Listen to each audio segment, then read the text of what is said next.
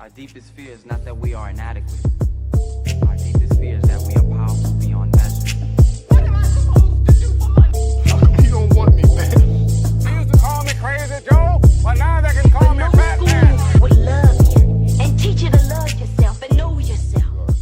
So I was watching Will Smith, and he had made a comment about character, and that really had me thinking, and not character in the way that we normally think about it, but he said sometimes we build, like we make a character for people, and he was comparing the character of Will Smith versus the real Will Smith, all right, and who those people are, and saying that, now as an adult, he's allowed to be Will Smith, and he's happy with being Will Smith, and he can go out, the real Will Smith.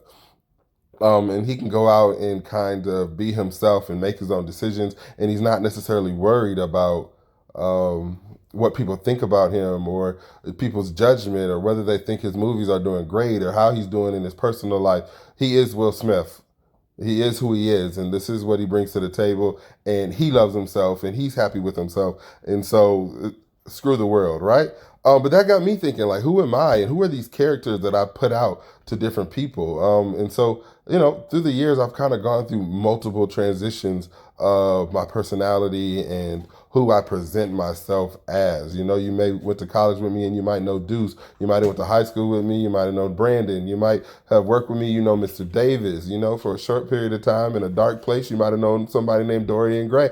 I don't know. But those are people, characters that I put out there. But are those the real me? And do I know who the real me is? Do I know who I currently am? Do I know what I really like?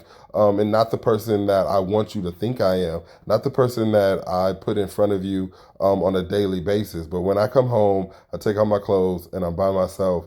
Do I know myself, And so that kind of had me tripping because I kind of went through and said, well, who am I? What do I like? What image am I portraying out there? I remember I was sitting in a car one day and I was on a trip for work, and I was with, and it's so funny, this memory stuck with me. I was with like 4 people, and one of the people in the car was somebody who knew who I was, but didn't really know me.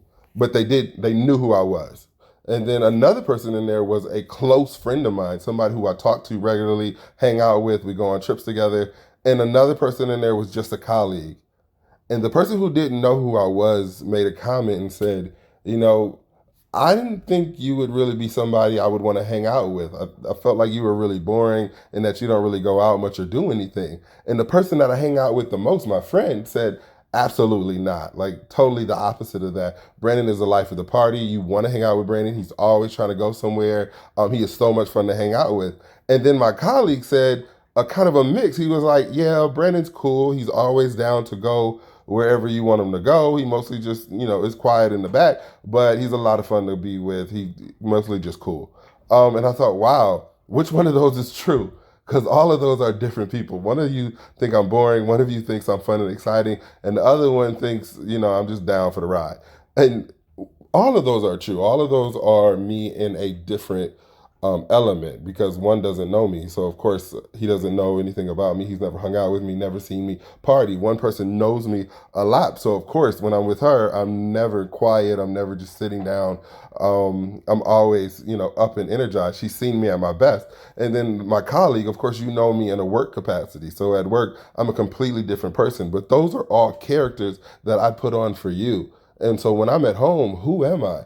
Like, who is that? And I don't know if I necessarily know the answer right now. I know I'm, getting up there, but I don't really think I know all of the things. I remember a couple years ago, I kind of went through a little change, and I started thinking about who I was and my character. And I knew that I was about learning people's values. And so that was important to me, is figuring out what your values were. And I don't even know where that came from, but I remember going through and kind of figuring out, what do I value? And it was really shocking to me. I don't remember if I took a test or not, but it was shocking to me to kind of figure out what it is that I value. And my values change based off of seeing what I value. So the one thing that I believe is that where you spend your money and your time is what you value the most, right?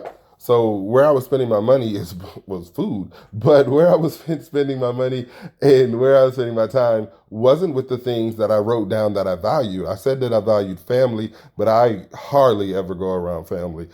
No money was being spent in that area. Don't travel there. Don't call. Like I call my mom, but other than that, family didn't add up to where I spend my time and where I spend my money. Another thing is religion. God